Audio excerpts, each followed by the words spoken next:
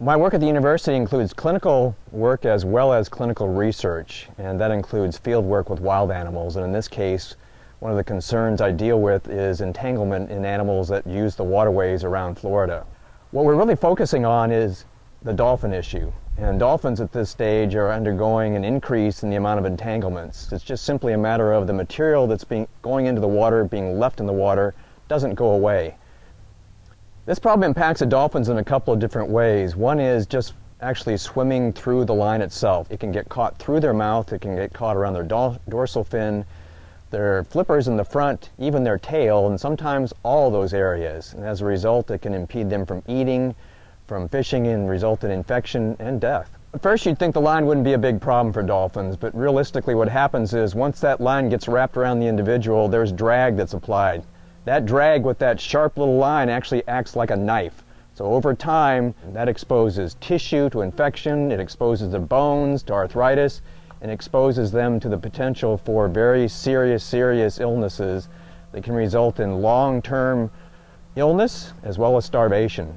What our group does is once an issue is found, we'll respond as the medical team to disentangle the animal, keep it healthy during the handling process, and hopefully send it back to its home environment healthier than we found it.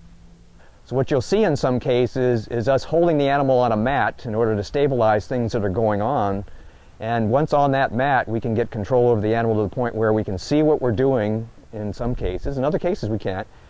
Take the line off as quick as possible, get a blood sample to make sure the animal is healthy and to see if there is anything else going on.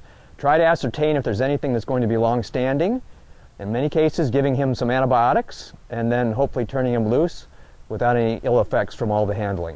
We work with another series of groups around the state, Hub SeaWorld Research Institute, Harbor Branch Oceanographic Institute, Mote Marine, and what we're trying to do as a group is to really study the problem, see where we need to intervene quickly in terms of the live animals and what we can do to prevent it in the wild. So we determine if the animal's in trouble or not, we monitor them, and then we call in veterinarians like Dr. Walsh to come help with rescue. The study area we work in is called the Indian River Lagoon System, which is an estuary located on the east coast of Florida. And what we're finding is that the dolphins in here, we estimate their population to be about 700 animals.